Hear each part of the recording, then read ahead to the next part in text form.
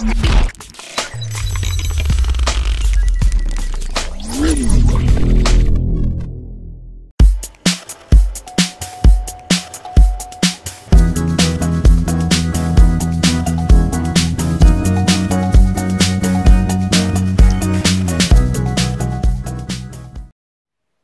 c'est Jay, on se retrouve aujourd'hui pour le test du Oppo Reno, donc téléphone qui nous avait été envoyé par la boutique Trading Shenzhen. Vous avez vu très certainement le déballage, il y a eu pas mal de visionnage.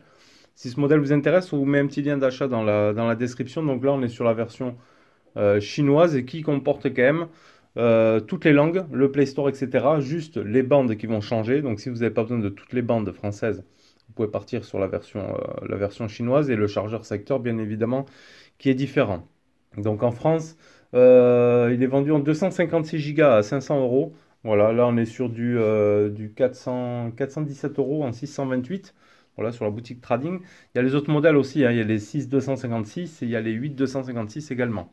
Voilà, ce téléphone a déjà été réservé par un tipeur. Donc si vous aussi, vous souhaitez nous soutenir ou bien juste bénéficier de prix d'avantage sur le téléphone qu'on teste, le lien de notre Tipeee est dans la description de la vidéo. Voilà, donc après si vous souhaitez faire un don ou autre, ça se passe dans ce lien-là. Et on remercie également d'ailleurs aussi tous nos autres abonnés qui sont là depuis la première heure comme d'habitude. Allez, donc ce Oppo Reno, on va se faire le tour des caractéristiques. Donc téléphone qui présente un écran de 6,40 pouces.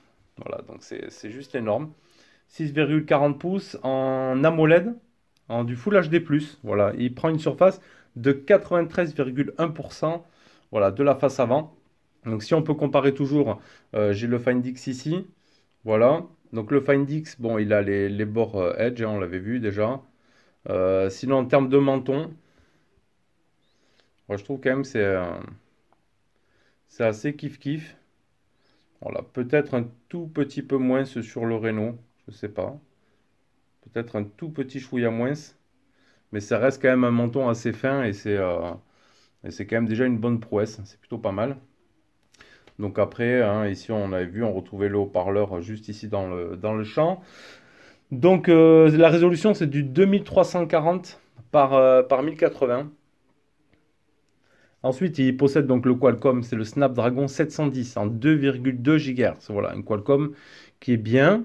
Le 710, il est bien, franchement. Il fait tourner, c'est largement quand même suffisant, hein, pour faire tourner pas mal de choses. Là, aujourd'hui, on en est dans cette catégorie du 700 sur le 730, hein, avec le Mi 9T qui est sorti. Le GPU, c'est l'Adreno 616. Voilà, donc ensuite sur la face avant, donc sa particularité, c'est d'avoir la caméra ici en aileron de requin. Donc on va le voir de suite. Hop. Donc ici pour la caméra selfie, on sera sur du 16 mégapixels en ouverture 2.0. On a un flash également et on peut y voir aussi le haut-parleur qui est juste ici, qui est dans l'aileron et qui en se rabattant. Après on peut appuyer aussi comme ça. Il ira se mettre ici, hop, dans la petite fente, hein. Il va laisser apparaître le son là. Donc ça, j'ai appuyé, bon c'est une sécurité, voilà, s'il y a une force qui va s'appuyer dessus, paf, il va se fermer automatiquement. Après, en termes de bruit, il est moins bruyant que le Find X, c'est sûr. Donc voilà, ça c'est pour le selfie. Ensuite, il a un Bluetooth 5.0, il possède le NFC. Ça c'est une bonne chose aussi, le NFC. Le Dolby Atmos, voilà, il fait un poids de 185 grammes. Donc il est vraiment pas super lourd. Ensuite sur le bas, on va retrouver le type C, le jack 3.5, le micro et le haut-parleur. Voilà, on sera que sur du mono. Ici, on va retrouver le bouton Power, avec une belle petite couleur verte ici. Sur le haut, alors c'est soit micro d'ambiance ou peut-être capteur de proximité. Sur la partie gauche, volume plus moins, le tiroir SIM. Hop, on va regarder aussi. Donc c'est 2 nano SIM et pas de carte SD. Donc il faudra bien choisir son stockage depuis le départ. Donc voilà, on a fait le tour ici. Sur l'arrière, donc les doubles appareils photo, 48 mégapixels, le Sony IMX 586 pour le premier en ouverture 1.7 et le deuxième ce sera du 5 mégapixels en ouverture 2.4 ultra night, donc le mode ultra nuit. En ouverture, non, l'ultra nuit c'est le 2.0, tout simplement, et l'intelligence artificielle, bien sûr. Donc Bluetooth 5.0, on l'a vu, les bandes c'est B1, B2, B3, B4, B5, B7, B8, B12, B17 pour ce modèle chinois. Il a la charge SuperVOOC 3.0 avec une batterie de 3765 mAh. Et ses dimensions, ça va être du 156,6 sur 74,3 sur 9 mm d'épaisseur. Donc après, il a quand même une bonne prise en main. C'est assez agréable. Ici, on peut retrouver une petite bille, une espèce de petite bille qui va servir tout simplement, quand on va poser son téléphone ici à plat, de protéger les lentilles d'appareil photo. Voilà, tout simplement. Elles servent à ça, vu qu'elles sont vraiment à ras du châssis, elles ne dépassent pas, elles sont vraiment dans le verre. Donc ça, c'est du plus bel effet. Et ici, on va retrouver Oppo Design by Oppo avec le petit liseré qui va bien. Voilà, allez, ça c'est pour les caractéristiques. Je pense qu'on a fait le tour. On a vu tout ça, ouais, le Dolby Atmos et tout. Allez, on va commencer donc par le test. On va se regarder d'abord l'écran qui est juste joli. Franchement, l'AMOLED, pas de souci. Là, on est en pleine luminosité. Là, on est en minimum. Avec un bon toucher aussi. Écran 2,5D sur les côtés. Agréable, fluide. Sur ça, il n'y a rien à dire là-dessus. Donc, on n'a pas non plus de LED de notification. Voilà, tout va se passer par le Always On Display. Donc, il n'y aura pas tout hein, sur ce Always On Display.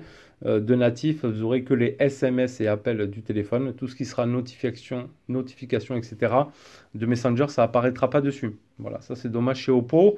Et puis, il faut bien aussi, sur les Oppo, pour débloquer bien toutes les notifications, il faut aller dans Batterie et blocage rapide du NAPS. Voilà, ça c'est par défaut. Il gèle toutes les applications. Donc soit on active ce qu'on veut geler, ou si on veut pas, par exemple comme moi Gmail, le gel automatique est désactivé. Voilà. Sinon il ferme tout seul en tâche de fond toutes les applications, donc il faut bien aller là pour tout paramétrer un petit peu partout pour bien recevoir ces notifs. Et il faudra passer par un Always On Display alternatif pour pouvoir avoir tous ces notifs sur le Always On Display, parce que bon, pas de LED, rien, ça c'est un petit peu dommage là sur les Oppo, d'une part qu'il n'y ait pas de LED, mais que le Always On Display ne gère pas toutes les applications tierces. Ça c'est un petit peu dommage. Sinon, le launcher, bon, on aime ou on n'aime pas le ColorOS. Voilà, là on est sur la dernière version. Donc ça change avec le Oppo qui n'a toujours pas été mis à jour. Par exemple, on peut voir ici le centre de notification qui a été revu sur ColorOS 6 comparé au 5. C'est différent. Hop, dans les messages, les icônes aussi ont été arrangées là. On peut le voir, ils sont tous carrés. Avant, ils avaient plein de formes différentes. Il y a quelques petits trucs comme ça qui changent. Là, ici, on peut le voir aussi pour la partie volume ici. Alors, ça reprend beaucoup sur iOS et sur ce Xiaomi aussi, hein, également. Donc, voilà. Bah, après, elle est sympa, cette interface. Moi, j'aime bien. Voilà, il y en a qui n'aimeront pas ColorOS. Moi, je trouve ça sympa.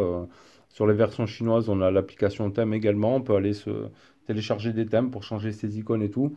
C'est personnalisable comme la ROM MIUI. Voilà. Donc ça, je trouve bien. Là, on a les gestes et tout. Donc là, c'est bon. Le téléphone fait OTG. Les mises à jour, ouais, j'en ai eu. J'ai eu une mise à jour. Donc sur ça, pas de souci. Le Play Store. Bon, la certification. L'appareil reste certifié. Malgré que le Play Store là, a été téléchargé parce que c'est la version chinoise. Sur le store Oppo. Directement. Sur l'App Market ici. Vous le téléchargerez facilement si vous prenez une ROM, un modèle chinois. Donc sur ça, il n'y a pas de souci. Allez, on va regarder ce que nous a donné notre petit Antutu. Bon, sur le Snap 710. On va le baisser un petit peu la luminosité d'ailleurs là. Hop. Donc 156 413 points. J'avais fait un autre fixe aussi. J'avais fait une capture d'écran. Il avait fait à peu près dans les mêmes trucs, hein. On va se regarder le multitouche. Hop. Des fois ça bug là aussi, c'est quand j'ai l'impression que c'est quand on les met à plat. On va le refaire, tester. Alors là il met 3 touches. 1, 2, 3, 4. Ça bug un peu. Bon, il a 10 touches, hein, c'est sûr. Mais vraiment sur Antutu, des fois, je sais pas, c'est pas. Des fois ça marche pas très très très bien. c'est pas très fluide. Mais il aura 10 touches sans souci. Allez, ça c'est pour un toutou. Donc après, non, les réglages de les autres paramètres. Donc ici, on va retrouver la Wi-Fi, le double SIM, les autres connexions sans fil, donc les VPN, partage de connexion. Ici, on a bien le NFC qui apparaît. Hop, il n'y a pas de souci là-dessus. La Wi-Fi direct, l'interaction de multi-écran. Voilà, l'écran du téléphone peut être projeté sur des téléviseurs, des boîtiers décodeurs et d'autres équipements via la technologie Wi-Fi Display. Donc ça, c'est bon. Les notifications, affichage et luminosité. Donc on a la rotation auto, l'inspection auto, l'horloge de l'écran, ce sera le Always on Display. On n'a pas de dark mode, voilà. On va avoir le soin des yeux, bien sûr. On n'aura pas de dark mode. L'effet visuel OSI, mais il ne prend pas en charge beaucoup d'applications, hein. Voilà, là, il y a quelques applications qui prennent en charge ça. C'est la consommation énergétique augmentera, gna gna. Alors ça ajoute un effet visuel, mais toutes les applications ne sont pas prises en charge. Voilà, actuellement, cette fonction ne prend en charge que certaines applications. Donc pour l'instant, ça ne fonctionnera pas là-dessus. Taille de la police, etc. Donc ça c'est bon. Dommage qu'il n'y ait pas d'ailleurs un dark mode. Voilà, dans ce ColorOS 6, ça aurait pu être pas mal. Son et vibration. Hop. Ici on retrouve le Dolby Atmos. Voilà, qui est en mode intelligent, où on pourra le mettre en mode théâtre, jeu et musique. Donc ça c'est cool. Les empreintes. Donc, on y vient. Allez, on dévourage avec l'empreinte digitale ici. Moi je la trouve qu'elle marche super super bien. Franchement. J'ai eu rien à redire. Voilà, c'est rapide et tout. Ça marche très très bien. Hop, juste on touche une fois. C'est vraiment très très rapide. Donc ça marche bien. On peut changer aussi les animations de ça. Je crois, si je dis pas de bêtises. Empreinte digitale. Hop, style d'animation. Voilà, on pourra choisir plusieurs animations. Il y en aura 5 en total. Voilà, vous mettrez ce que vous voulez. Et ensuite, la reconnaissance faciale. Donc, sur le Always on Display, soit on fera un double tap, mais il faudra appuyer après sur l'icône ici. Voilà. Ou soit ça se passe directement avec le bouton Power. Donc, j'appuie sur Power. Et c'est vraiment assez rapide, hein. Ouais.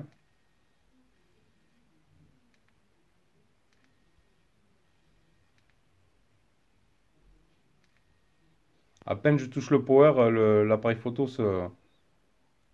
Hop, à peine j'appuie, ça se lève pour gagner un petit peu de temps. Voilà. Ça fonctionne. C'est plutôt pas mal. Allez, jusque-là, c'est bon. Allez, on va se lancer le petit PUBG. Allez, dans les paramètres, on se mettra en HD, en élevé et en mode réaliste, tout simplement. Allez, c'est parti. Ouais, déjà, il y a un très très bon son. On va le monter à fond. On va voir.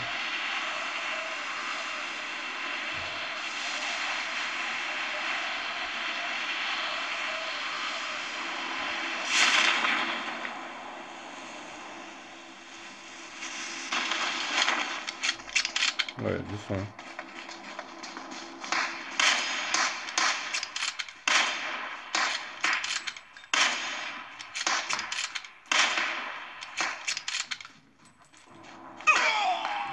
Ouais, je me suis fait buter par l'autre d'en haut. Ouais, franchement, il y a un bon son. Mais bon, pour PUBG, franchement, ça reste fluide. Il n'y a rien qui gêne ici.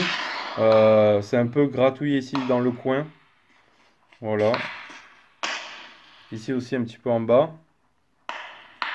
Bon, sinon, ça va. Il n'y a pas de souci là-dessus. Allez, notre partie photo. Franchement, j'ai fait pas mal de photos là. Je fais une petite sortie dans une ferme et tout avec des animaux. Franchement, je me suis régalé. J'ai fait pas mal de photos.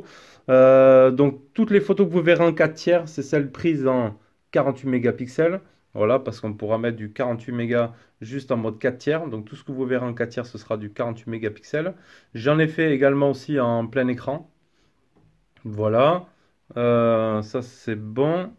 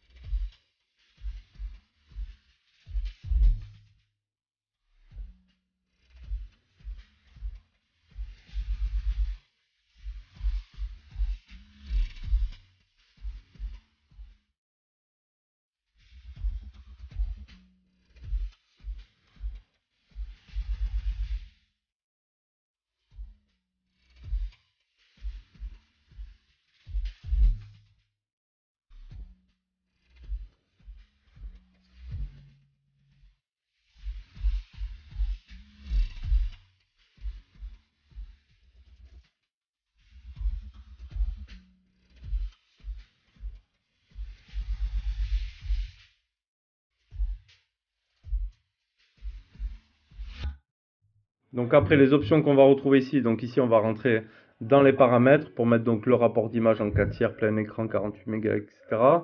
On va avoir les filigranes, on va avoir la reconnaissance de scène, intelligence artificielle, donc ça je l'ai activé, pas de souci. Ici on va pouvoir rajouter des filtres. Là on aura l'option Dazzle Color. Ouais, j'ai pas testé d'ailleurs Dazzle Color. Ici on aura l'HDR, automatique ou pas. Le flash. Donc si on le met en appoint, il va rester ouvert. Et on aura voilà, la peine ici qui va s'ouvrir. Vous voyez. Ici directement. Après ici sur le côté, on aura l'option pour les modes nuit panoramique. L'expert photographié par intervalle et le mode ralenti. Après, dans le mode vidéo, bon ici on retrouve les mêmes infos. On a également les filtres. Ici on peut choisir directement du 720p, 1080p ou de la 4K. Ici, les paramètres, la fréquence d'image 30 fps ou 60 fps pour la vidéo. Donc ça c'est good. Ensuite, on aura le zoom en x10. Ça reste quand même, vous avez vu, plutôt propre, hein. Zoom x10. Ici, ça va être pour flouter. Et après, on aura le mode portrait qui, je trouve, voilà, j'ai fait un portrait. C'est joli, mais autour de mon visage, voilà, c'est un petit peu flou. Donc, le mode portrait un petit peu moyen, je trouve. Voilà, les photos étaient déjà, elles, plus jolies que le mode portrait. Ensuite, quand on se sert de l'appareil photo ici comme ceci, il y a une sécurité. C'est-à-dire que si le téléphone tombe assez vite, l'appareil photo va se rétracter automatiquement avant la chute, donc par terre, pour permettre de ne pas casser. Bon, vous casserez l'écran peut-être, etc. Mais vous ne casserez pas l'appareil photo. Ouais, rien que le fait de taper comme ça, il marque une chute de votre téléphone a été détectée. L'appareil photo a répondu en se rétractant pour éviter tout dommage. Activez de nouveau l'appareil photo. Oui. Donc il ne faut pas grand-chose, hein. Donc vous imaginez une petite chute juste. Hop. Donc là je le réactive, il est bien ouvert, vous voyez. Juste je le fais. Il faut qu'il y ait une chute un peu plus... Ouais, vous voyez. Il s'est rétracté et ça va assez vite. Donc je pense que durant la chute, il sera déjà rétracté sans aucun problème. Allez, donc ça c'est pour la partie appareil photo. Voilà, donc on a vu, on a le flash, etc. On a cette espèce d'aileron de requin qui est plutôt sympa. Hop, et je vous mets de suite les photos et vidéos prises avec ce Oppo Reno. GPS test, donc premier fixe 1 seconde, 26 satellites trouvés, 18 utilisés. Deuxième fixe 0 seconde, 34 satellites trouvés, 23 utilisés. Et Maps qui marche sans aucun souci. En ce qui concerne la qualité des communications avec le haut-parleur, malgré qu'il soit un petit peu en retrait parce qu'il est, en fait, il est ici dans l'aileron de la caméra, il va juste aller après se positionner pour accéder dans cette fente. Donc il est vraiment en haut sur la tranche. Ouais, il n'est pas sur la façade, il est vraiment tout en haut ici. Mais on entend vraiment bien. Il n'y a pas de souci en termes de communication. Et pour le micro, non plus. Allez, on va se mettre un petit peu de musique. Comme ça, on va voir ce que ça donne. Avec le Dolby.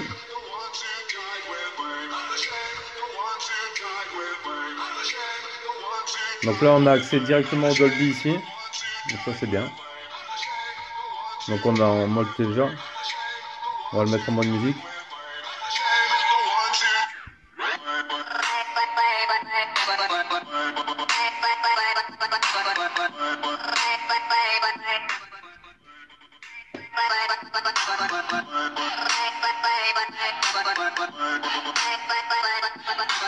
Ça marche bien.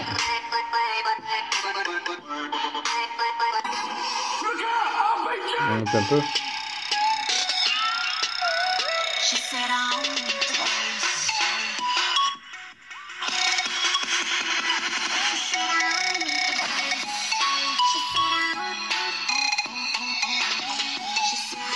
Bon, il n'y a pas énormément de basses, mais ça fonctionne bien. Franchement, il aurait pu qu'à manquer un petit, des petits haut-parleurs en stéréo, et ça aurait été le top. Mais bon, déjà, il y a le Dolby, tout ça, il y a franchement un son plus que correct. Donc ça, c'est très très bien. Vidéo, alors est-ce qu'il y avait l'application vidéo de base ici? Oppo, short vidéo, je pense pas que ce soit ça. Ça, c'est les vidéos en ligne. Mais peut-être il y aura My Vidéo ici dedans, toujours autorisé.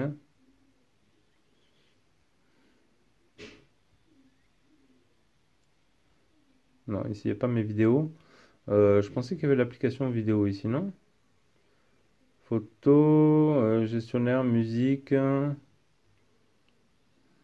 il va aller se retrouver dans les photos, je pense, dans l'album du moins.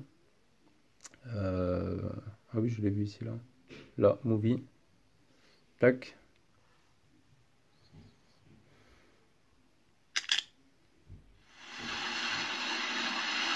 Avec du son, là, ça. Ça y est, j'en ai un. Voilà, c'est Ça y agréable comme ça. est, ça y est.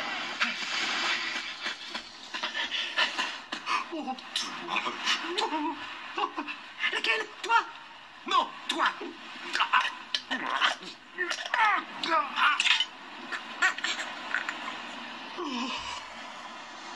Bientôt, bientôt. Voilà.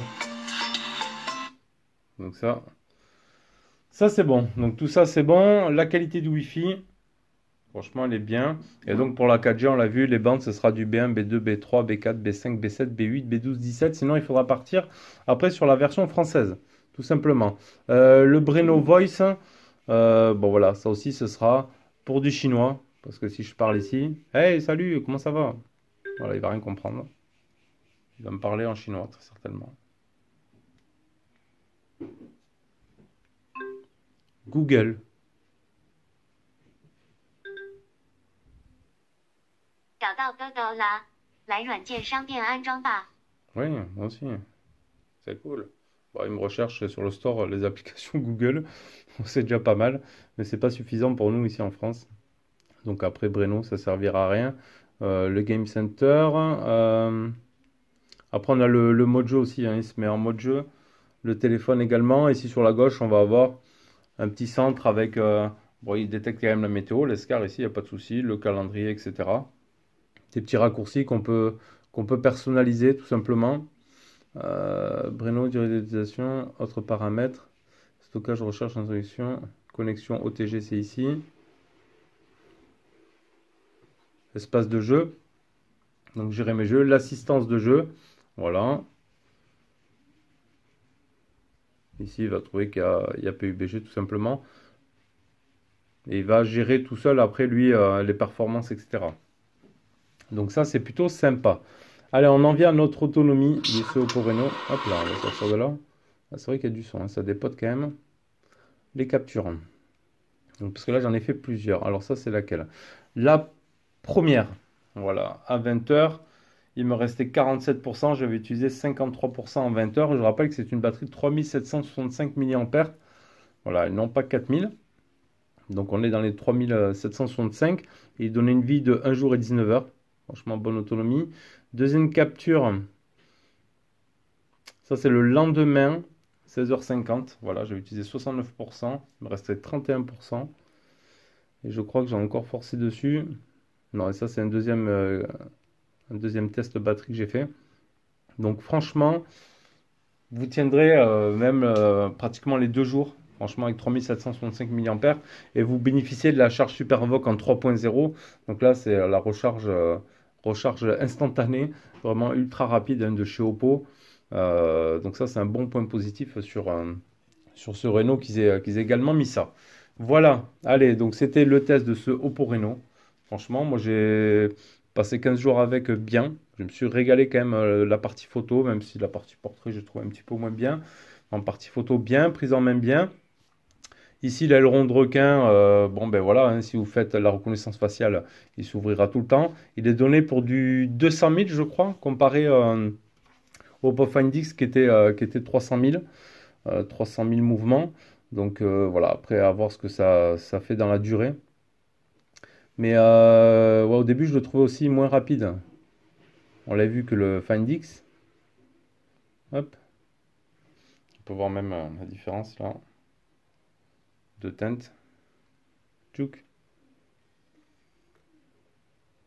On avait fait les tests. Ouais. Ils sont maintenant pareil. Il est plus rapide à se fermer maintenant. Peut-être après la mise à jour, parce qu'on avait radé, je crois qu'il était un peu plus rapide le Find X au déballage.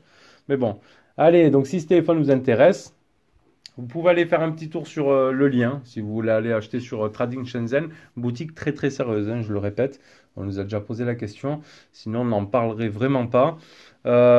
N'hésitez pas à nous faire vos retours vous aussi sur votre Oppo Reno. Et moi je vous dis à bientôt pour une prochaine vidéo. Tchuss.